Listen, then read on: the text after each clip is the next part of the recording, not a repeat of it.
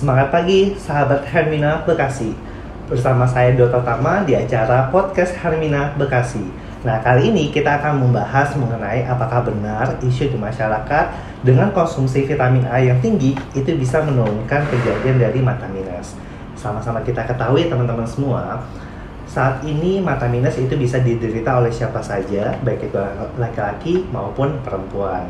Dan mata minus sering dikaitkan dengan konsumsi vitamin A.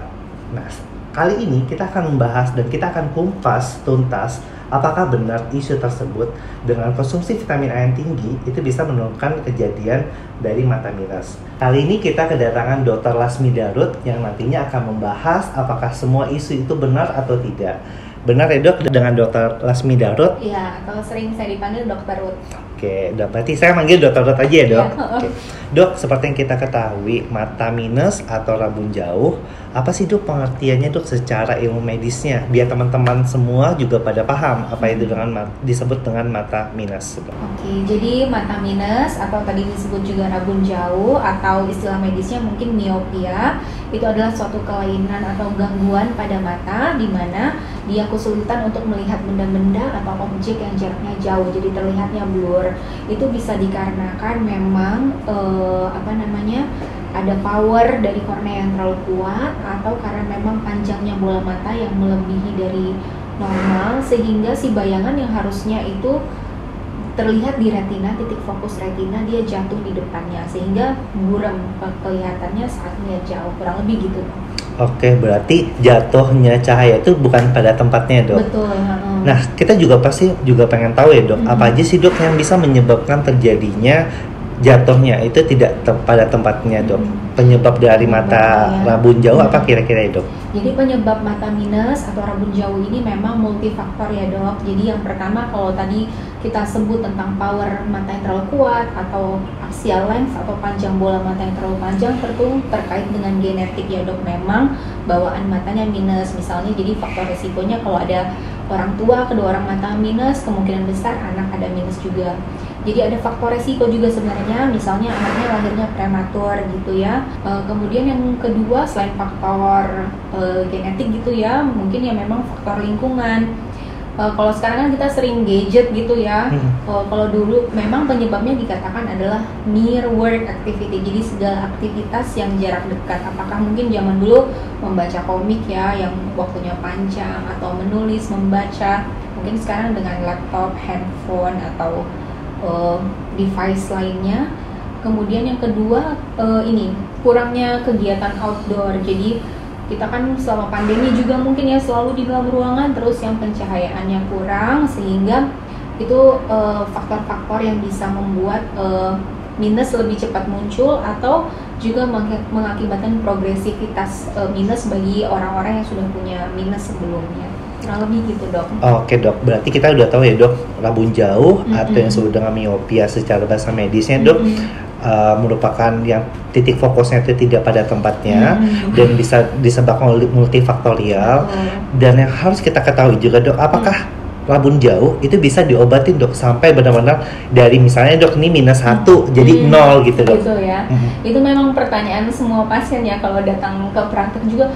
Misalnya anak umur 7 atau 8 tahun, oh ada minus 2, gimana dok nanti waktu besar bisa hilang nggak minusnya? Memang saat ini mungkin teman-teman juga tahu misalnya seperti operasi LASIK gitu ya. Operasi tersebut bisa untuk menghilangkan minus tadi karena dia seperti yang tadi saya bilang ada power yang terlalu kuat dikurangi lewat LASIK. Tapi LASIK sendiri baru bisa dikerjakan kalau umurnya lebih dari 18 atau 20 tahun ya dok. Jadi dan itu pun ada juga syarat-syaratnya, nggak semua orang juga terus kemudian LASIK. Tapi kalau berbicara soal obat tetes ya mungkin yang sering atau obat minum yang diminum banyak terus minusnya hilang, tentu hal tersebut kurang tepat atau tidak tepat ya sepertinya ya, karena seperti tadi faktornya itu mekanik gitu, optical, jadi diobatin dengan menggunakan kacamata gitu. Jadi tidak ada suplemen atau makanan yang terus kemudian dimakan atau ditetes bisa menghilangkan mata minusnya tadi kayak gitu. Baik dokter. Jadi gimana dok hubungan isu kita ini loh dok, yang katanya dengan suplemen vitamin A cukup tinggi, kan dari kecil ya dok kita diajarin makan vitamin A itu untuk demi kesehatan mata. Dan karena kesehatan mata dihubungkan dengan mata minus. Apakah benar dok kayak konsumsi wortel, tomat yang tinggi vitamin A itu bisa mengurangi dari kejadian dari mata minus itu sendiri dok?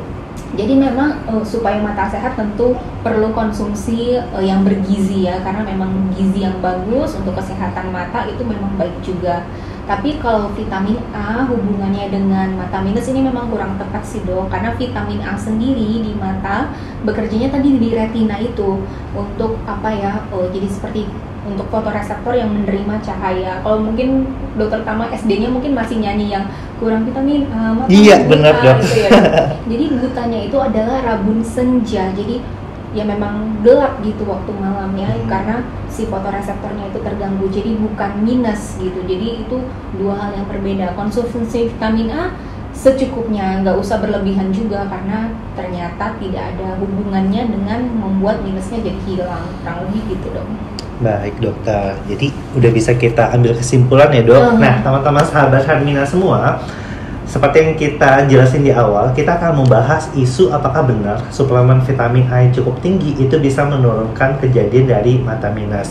Seperti yang telah dijelaskan oleh dokter Ruth tadi, mata minus itu merupakan titik fokusnya itu tidak pada tempatnya, jatuhnya di depan, dan itu merupakan suatu kejadian yang harus dibantu oleh kacamata itu sendiri untuk memfokuskannya.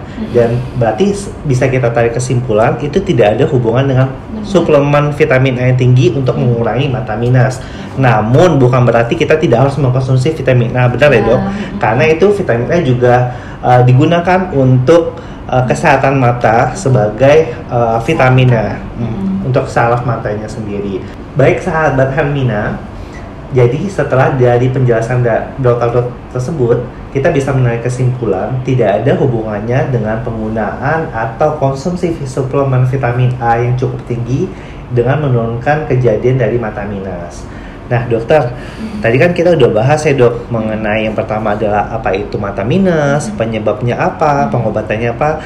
Mungkin dokter bisa share dikit dok, apa tips dan trik biar nantinya kita tidak cepat terkena mata minus gitu dok.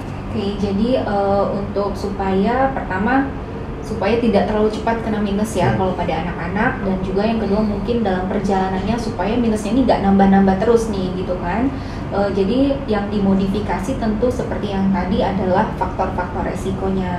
Misalnya kalau memang orang tua gitu ada salah satunya yang ada mata minus gitu, dengan adanya tersebut pasti resikonya minus lebih besar. Karena itu periksakan sebaiknya terutama anak-anak misalnya sebelum dia masuk SD gitu di screening lihat adakah minus atau tidak. Karena anak-anak ini dia sebenarnya dia tidak tahu tuh mana yang burem, mana yang enggak, karena perjalanannya kan seperti itu. Kalau kita dewasa pasti tahu, oh ini burem, ini enggak. Kalau anak-anak tidak tahu, jadi memang harus di screening yang pertama. Itu kan faktor risiko genetik.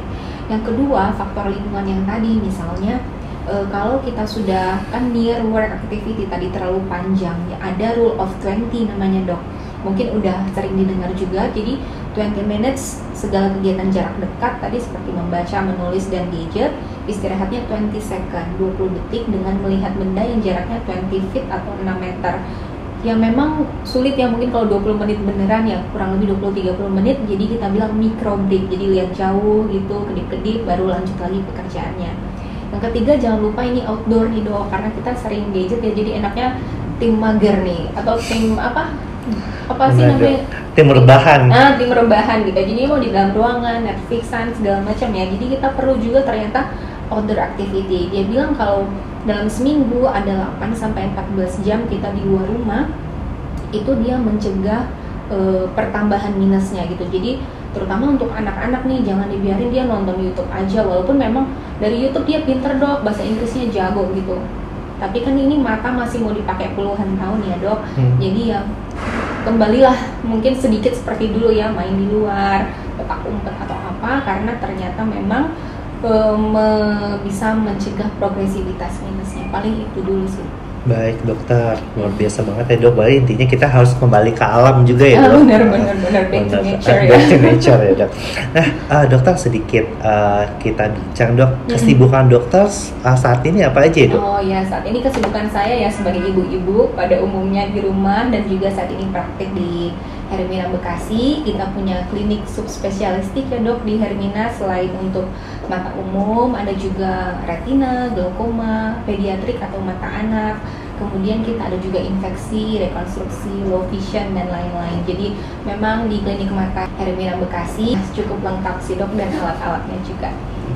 Baik, terima kasih dokter. Sahabat Hermina, kita sudah mendengar tips dan trik yang dijelaskan oleh dokter tadi. Salah satunya adalah kita harus melakukan screening. Dan screening itu sendiri bisa dilakukan di Hermina Bekasi tentunya ya dok, karena segala umur juga bisa. Oke, karena balik lagi ya dok, kita mempunyai dokter spesialis mata yang cukup beragam dan sub-subnya cukup lengkap ya dok. Dari kita semua, hampir semua subspesialis kita memiliki. Dan satu lagi dok, tadi glaukoma udah saya sebut ya belum? Oh iya, glaukoma satu lagi. Nah sahabat Hermina, penting adanya kita melakukan screening, dan itu kita bisa melakukan semuanya di Rumah Sakit Hermina Bekasi. Tips yang harus kita dijalankan tersebut harus sesuai dengan yang dibilang oleh dokter sendiri ya. Terima kasih atas pembicaraannya hari ini ya dok, yang cukup luar biasa, yang juga memberikan kita ilmu ya dok untuk kedepannya gimana. Karena amin, dan mata kan mau kita pakai selamanya, insya Allah. Iya betul, amin amin ya. Baik, terima kasih dokter. Ya, sama-sama. Sahabat Hermina Bekasi, jangan ragu, jangan bimbang lagi, segera periksakan mata sahabat Hermina, langsung ke Hermina Bekasi. Tentunya kita mempunyai klinik subspesialis dan spesialis mata yang cukup bagus. Demikian dari saya, diikutin selalu podcast Hermina Bekasi untuk mendapatkan info terkait kesehatan bagi sahabat Hermina. Sampai jumpa.